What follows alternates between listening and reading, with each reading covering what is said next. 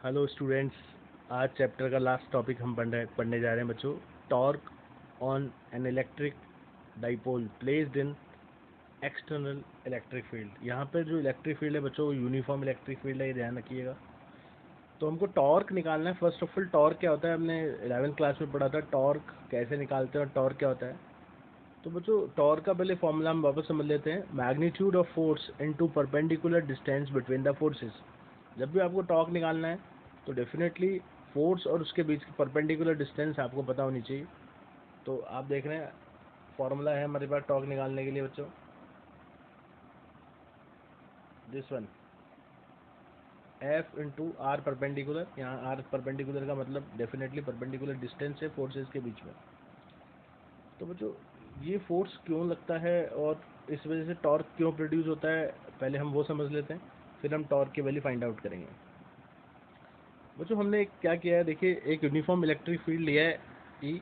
ये आप देख रहे हैं, ये यूनिफॉर्म इलेक्ट्रिक फील्ड है, ठीक है। इसमें हमको इस यूनिफॉर्म इलेक्ट्रिक फील्ड में बच्चों हमने क्या एक डाइपोल को रखा है। आप देख रहे हैं ए बी एक डाइपोल है, माइनस क्यू और plus Q charges A B के अलॉन्ग रखें। और यहाँ पर हमें ध्यान रखने की बात है बच्चों कि जो पी वेक्टर है वो ए बी के अलॉन्ग या माइनस क्यू से प्लस क्यू की तरफ होगा। और इलेक्ट्रिक फील्ड ई वेक्टर जो है वो पी वेक्टर से कितना एंगल बना रहा है बच्चों, ध्यान दीजिए यहाँ पर। तो आप देखें ये एंगल हमारे पास जो है पी वेक्टर और ई वेक्टर के बीच में थीटा एंगल है, ये ध्यान रखिएगा।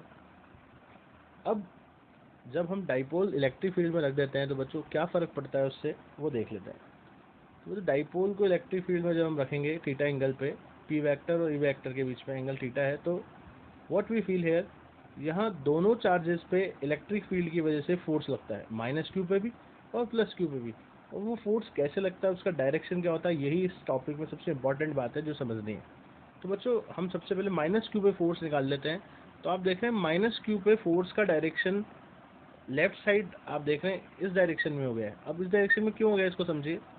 तो बच्चों हमने पढ़ा था कि अगर इलेक्ट्रिक फील्ड का डायरेक्शन मान लीजिए आप इस डायरेक्शन में है और ये माइनस क्यू चार्ज है, ठीक है, तो आप डेफिनेटली इलेक्ट्रिक फील्ड का डायरेक्शन अगर आप देख रहे हैं राइट साइड है तो डेफिनेटली उसका करंट कोई ना कोई चार्ज होगा जिसकी वजह से इलेक्ट्रिक फील्ड प्रोड्यूस हो रहा है, वो हमने प्लस कैपिटल क्यू मान लिया बच्चों। अब इलेक्ट्रिक फील्ड का डायरेक्शन हमारे पास क्या गिवन है बच्चों, away from definitely plus Q. मुझे ये बताइए कि माइनस क्यू चार्ज पर, जो माइनस क्यू स्मॉल वाला चार्ज है, उस पर फोर्स कैसे लगाएगा प्लस क्यू। तो आप देखेंगे plus Q charge minus Q के बच्चों क्या करेगा, अट्रैक्ट करेगा इस तरह से। इसलिए फोर्स का डायरेक्शन टुवर्ड्स प्लस क्यू या फिर इलेक्ट्रिक फील्ड के अपोजिट डायरेक्शन में हो जाएगा। तो हम देख रहे हैं यहाँ डायग्राम में फोर्स का डायरेक्शन देखिए आप, माइनस क्यू चार्ज पे इलेक्ट्रिक फील्ड के अपोजिट डायरेक्शन में हो गया है। ये हमने पहले भी बच्चों समझा था। इसके बाद एक और बात समझते हैं, प्लस क्यू पे इलेक्ट्रिक फील्ड और फोर्स का डायरेक्शन हमने कैसे यहाँ कंसिडर किया, देख लीजिए एक बार आप। तो बच्चों अब हमने चार्ज प्लस क्यू ले लिया, राइट, और वही इलेक्ट्रिक फील्ड जिसके कारण प्रोड्यूस हो रहा है मान लिया वो प्लस कैपिटल क्यू चार्ज है। इलेक्ट्रिक फील्ड का डायरेक्शन अभी भी सेम है, राइट साइड। तो बच्चों आप देखेंगे ये जो प्लस क्यू चार्ज है और ये वाला जो प्लस क्यू है स्मॉल, यहाँ पर plus capital Q small capital Q को अपनी तरफ क्या करेगा, अट्रैक्ट करेगा या रिपेल करेगा। तो आप बोलेंगे सर डेफिनेटली अपोजिट चार्जेस नहीं है, सेम चार्जेस है, इसलिए रिपेल करना चाहिए डेफिनेटली। तो फोर्स का डायरेक्शन क्या होगा बच्चों, प्लस क्यू से दूर।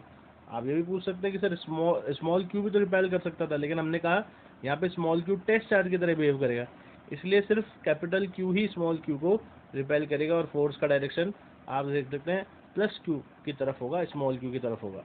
तो इस तरह से आप देख रहे हैं हमारे पास ये फोर्स का डायरेक्शन जो मिला है इलेक्ट्रिक फील्ड के अलॉन्ग होगा, ठीक है, प्लस क्यू चार्ज पे। तो बच्चों ये बात बहुत इंपॉर्टेंट है इस टॉपिक में समझने की। इसके बाद हम देखते हैं आगे कि फोर्स के डायरेक्शन निकालने के बाद हम किस तरह से परपेंडिकुलर डिस्टेंस निकालते हैं। तो बच्चों ये तो क्लियर हो गया कि परपेंडिकुलर डिस्टेंस हमारे पास जो है वो है, आप डायग्राम में देखें, क्योंकि एक फोर्स ये है एक फोर्स ये है, तो इन दोनों के बीच का परपेंडिकुलर डिस्टेंस क्या होगा। अगर दो वेक्टर इस तरह से काम कर रहे हैं तो डेफिनेटली इनके बीच का परपेंडिकुलर डिस्टेंस बच्चों ये होगा, राइट। तो डायग्राम में आपको बी एम जो लाइन दिख रही है वो परपेंडिकुलर लाइन दिख रही है। इस तरह से हम कह सकते हैं कि बी एम परपेंडिकुलर डिस्टेंस होगी फोर्सेस के बीच में।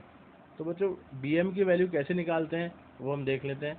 तो आपको दिखाई दे रहा है बच्चों ट्राइंगल ABM में, इस ट्राइंगल में आपको दिखाई दे रहा है, क्योंकि ये एंगल थीटा लिया है हमने, तो साफ है थीटा के सामने वाला ये परपेंडिकुलर हो जाएगा, ये हाइपोटेनिस हो जाएगा। साइन थीटा की वैल्यू क्या होती है, परपेंडिकुलर अपॉन हाइपोटेनिस। परपेंडिकुलर कौन है बच्चों, BM, और हाइपोटेनिस की वैल्यू 2a है, देखिए आप, ये 2a, ये हमने 2a लिया। तो इस तरह से साइन थीटा की वैल्यू हमारे पास आ गई BM अपॉन 2a, और इस तरह से BM की वैल्यू बच्चों हमने फाइंड आउट कर ली 2a साइन थीटा। ये वैल्यू हमने इक्वेशन 1 में पुट कर दी, 2 की वैल्यू 1 में, तो हमारे पास आप देख रहे हैं बच्चों BM की वैल्यू आ गई 2a साइन थीटा।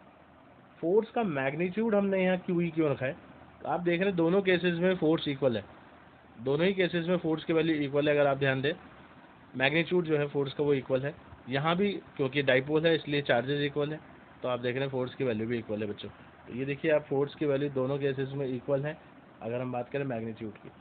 तो QE हमने फोर्स का मैग्नीट्यूड पुट कर दिया है। तो आप देख रहे हैं बच्चों हमारे पास फाइनल इक्वेशन आ गई QE 2a साइन थीटा।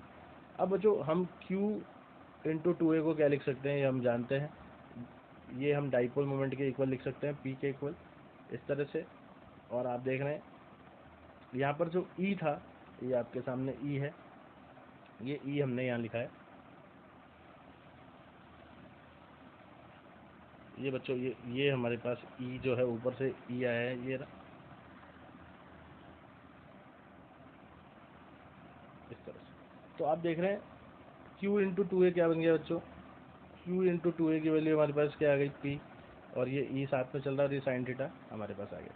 तो टॉर्क का मैग्नीट्यूड क्या आया बच्चों, PE sine theta.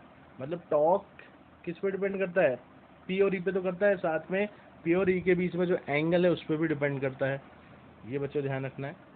Vector form में हम जानते हैं कि दो वेक्टर्स इस तरह, अगर कोई वेक्टर है टॉर्क, तो डेफिनेटली टॉर्क वेक्टर क्वांटिटी है, तो हम AB साइन थीटा को A क्रॉस B लिख सकते हैं। तो इस तरह से हमने P क्रॉस E लिख दिया बच्चों, ये वेक्टर फॉर्म हो गई। तो ये बहुत इंपॉर्टेंट टॉपिक है, थोड़ा ध्यान से इसको देखना है, और बहुत आसान भी है, ईजी भी है। ठीक है, अब इसके हम कुछ स्पेशल केस की बात कर लेते हैं कि इसमें स्पेशल केसेस क्या हो सकते हैं। तो सबसे पहले हम देखते हैं बच्चों यहाँ पर स्पेशल केस, थीटा की वैल्यू 0 डिग्री या 180 डिग्री हो, मतलब P और E पैरेलल हो। बच्चों P और E पैरेलल है, डायग्राम में आप देख रहे हैं, तो P का डायरेक्शन हमेशा -q से +q की तरफ होगा, और इलेक्ट्रिक फील्ड जैसा कि जो हमने कंसिडर किया यूनिफॉर्म इलेक्ट्रिक फील्ड, वो राइट साइड है हमेशा, तो उसको हमने सेम रखा है। तो आप देख रहे हैं सिर्फ हम डाइपोल को चेंज करेंगे, डाइपोल का डायरेक्शन चेंज करेंगे, डाइपोल मोमेंट का, इलेक्ट्रिक फील्ड सेम ही रहेगा, जो एक्सटर्नल इलेक्ट्रिक फील्ड है वो। तो बच्चों आप देख रहे हैं P और E थीटा एंगल पे, थीटा की वैल्यू 0 हो जाएगी P और E के बीच में, या 180 डिग्री, इस केस में 0 डिग्री तो 0 डिग्री पुट कर दी। अगर हम चाहें तो -q और +q को एक दूसरे से रिप्लेस कर दें, तो फिर P वेक्टर इस तरफ हो जाएगा, तो इलेक्ट्रिक फील्ड के बीच में और P वेक्टर के बीच में फिर डायरेक्शन आप देखेंगे अपोजिट हो जाएगा, 180 डिग्री हो जाएगा। दोनों केसेस में टॉर्क की वैल्यू बच्चों 0 होगी, क्योंकि साइन 0 डिग्री चाहे साइन 180 डिग्री, दोनों केसेस में आप देख रहे हैं साइन थीटा 0 ही होगा। इस तरह से आप देखेंगे टॉर्क की वैल्यू बच्चों क्या आ जाएगी, 0 आ जाएगी। इसके बाद नेक्स्ट केस देख लीजिए आप। तो नेक्स्ट केस में क्या होगा बच्चों, थीटा की वैल्यू 90 डिग्री हो, थीटा की वैल्यू 90 डिग्री, उसका क्या मतलब हुआ बच्चों, थीटा की अगर वैल्यू 90 डिग्री है तो हम ये कह सकते हैं कि P और E आपस में एक दूसरे के परपेंडिकुलर हैं। आप देख रहे हैं इस तरह से, तो P और E को हमने परपेंडिकुलर लिया है,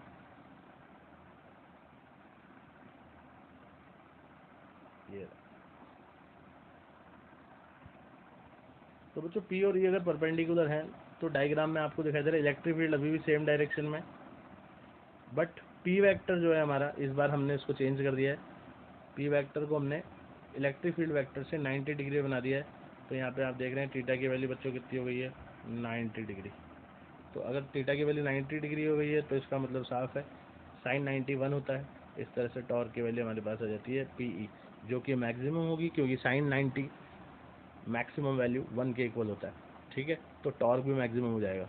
इसके बाद बच्चों थर्ड केस जो है हमारे पास वो है, अगर यहाँ पर हमने थीटा की वैल्यू, बच्चों डायग्राम में आप देखें तो हमने थीटा की वैल्यू कितनी कर दी है यहाँ पे, 270 कर दी है। अगर हम थीटा की वैल्यू 270 कर देंगे तो क्या होगा देखते हैं। तो बच्चों डाइपोल मोमेंट का डायरेक्शन आप देख रहे हैं सेकंड वाले केस से जस्ट अपोजिट हो जाएगा, माइनस के ऊपर हो जाएगा, प्लस के नीचे हो जाएगा। इलेक्ट्रिक फील्ड अभी भी आप देख रहे हैं राइट हैंड साइड ही है, तो इलेक्ट्रिक फील्ड अभी भी राइट हैंड साइड ही है, लेकिन पी वेक्टर जो है वो डाउनवर्ड हो गया है, तो इस तरह से एंगल 270 डिग्री हो जाएगा। और हम कह सकते हैं साइन 270 की वैल्यू -1 होती है, तो टॉर्क का जो आपके पास मैग्नीट्यूड आएगा बच्चों वो -PE हो जाएगा। ये तीनों केसेस बहुत इंपॉर्टेंट हैं। इन तीनों केसेस का कॉन्सिक्वेंसेस हम आगे टॉपिक में पढ़ेंगे, स्पेशल केसेस को हम और एलिबरेट करेंगे। ये चैप्टर ख़त्म होता है बच्चों। Thank you so much.